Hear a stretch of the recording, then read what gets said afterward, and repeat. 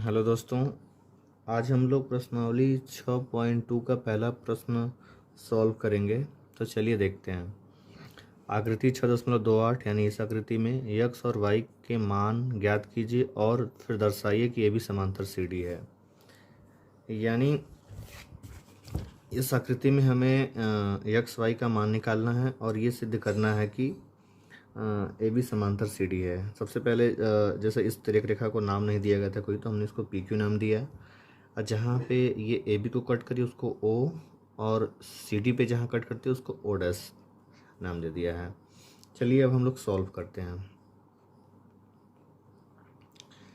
तो सबसे पहले हम लोग क्या देखेंगे, हम लोग सबसे पहले यहाँ पे देखते हैं। जैसे ये एक रेखा है और इस पे ये दोनों कोण स्थित हैं, तो रेखीय कोण से इनका योग 180 अंश होगा, यानी 50 अंश प्लस यक्स बराबर 180 अंश होगा।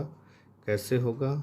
रेखीय कोण या एक ही रेखा पर स्थित कोणों का योग 180 अंश होता है। ठीक है, यहाँ से यक्स बराबर क्या होगा? 180 अंश माइनस 50 करेंगे तो आएगा यक्स बराबर 130 अंश। यहाँ से हमें यक्स की वैल्यू पता चल गई कि 30 अंश है। ठीक है, अब हम यहाँ पे आते हैं पी क्यू, जहाँ पे सी डी को कट करता है ओ डैश पे। तो यहाँ पे देखेंगे कि जो वाई वाला कोण है और जो 130 है, ये एक दूसरे के क्या हैं? शीर्ष के विपरीत हैं, यानी शीर्षाभिमुख कोण हैं। तो जब कोई दो रेखाएं दूसरे को कट करती हैं तो जो शीर्षाभिमुख कोण बनते हैं वो आपस में होते हैं बराबर। यानी यहाँ से y बराबर 130 अंश होगा। कैसे? इसको लिखेंगे शीर्षाभिमुख कोण से। ठीक है, शीर्षाभिमुख कोण से। अब इसको देते हैं समीकरण 1 और समीकरण 2। समीकरण 1 व 2 से x बराबर y बराबर 130 अंश। अब हम लोग ये प्रूफ करेंगे कि ए बी समांतर सी डी है। ठीक है, चूंकि x बराबर y है और ये एक दूसरे के एकांतर कोण हैं, इसलिए ए बी समांतर सी डी होगा। अगला क्वेश्चन नंबर 2 देखते हैं। आकृति 6.29 यानी इस आकृति में यदि ए बी समांतर सी डी, ए बी समांतर सी डी, सी डी समांतर ई एफ, सी डी समांतर ई एफ और y संबंधी जेड बराबर 3 संबंधी 7 है, तो यक्स का मान। सबसे पहले हम लोग इस तिर्यक रेखा को नाम दे देते हैं पी क्यू।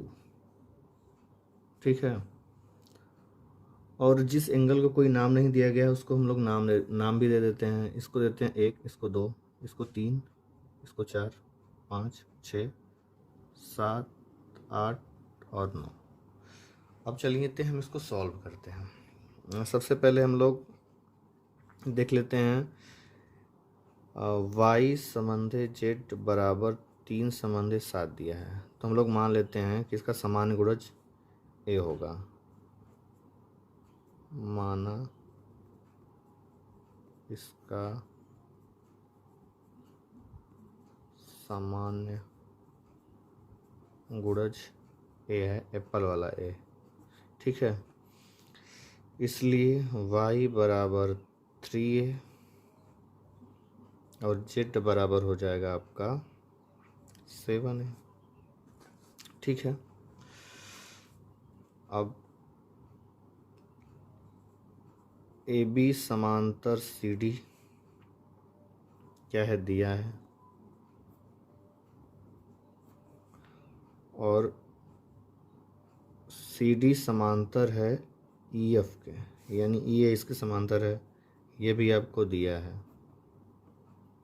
अब देखिए ये इसके समांतर और ये इसके समांतर, तो ये भी इसके आपस में ये सब समांतर हो जाएंगे। तो ए बी समांतर सी डी है, सी डी समांतर ई एफ है, तो ए बी समांतर सी डी होगा और सी डी समांतर ई एफ, मतलब तीनों रेखाएं आपस में एक दूसरे के भी समांतर होंगी। अब यदि ये समांतर हैं तो इनके एकांतर कोण बराबर होंगे, संगत कोण बराबर होंगे और शीर्षाभिमुख कोण भी बराबर होंगे। ठीक है, तो अब आगे हम सॉल्व करते हैं x के मान के लिए। चलिए देखते हैं। अब यहाँ से सबसे पहले हम लोग समांतर रेखा ए बी और सी डी में देखते हैं। ए बी समांतर सी डी से, ए बी समांतर सी डी से क्या होगा, देखिए ए बी समांतर सी डी से होगा कि यक्स प्लस वाई, यक्स और वाई क्या है, अंतःकोण है, तो इनका योग क्या हो जाएगा 180 अंश। यहाँ लिख देंगे अंतःकोणों का योग, अंतःकोणों का योग। ठीक है, अब यहाँ से हम y का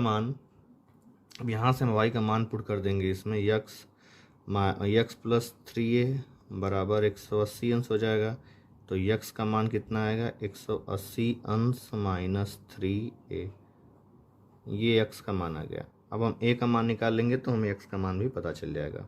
तो सी डी समांतर ई एफ से देखेंगे, देखिए यहाँ पे कोण y और कोण 5 एक दूसरे के क्या हैं, शीर्षाभिमुख कोण हैं, तो कोण y बराबर कोण 5 हो जाएगा। किससे, शीर्षाभिमुख कोण से, शीर्षाभिमुख कोण। ठीक है, अब इसी में हम देखेंगे कोण 5 और कोण z क्या हैं, एक दूसरे के अंतःकोण हैं, तो इनका योग क्या हो जाएगा 180 अंश हो जाएगा, यानी कोण 5 प्लस कोण z बराबर 180 अंश।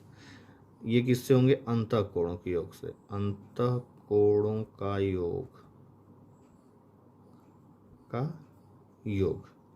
ठीक है, अब क्या होगा, कोण 5 की जगह हम कोण y रख सकते हैं, तो यानी y प्लस जेड बराबर 180 अंश।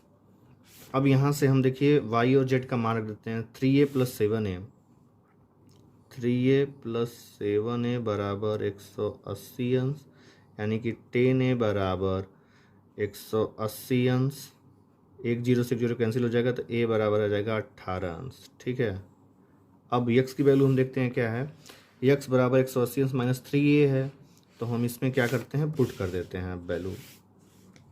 x बराबर 180 अंश माइनस 3a, यानी 180 अंश माइनस 3 इंटू 18। अब 180 अंश में से हम 54 अंश घटा देंगे, 180 अंश माइनस 54 अंश करेंगे तो आएगा 126 अंश। यही हो जाएगा हमारा x का मान जो हमें ज्ञात करना था।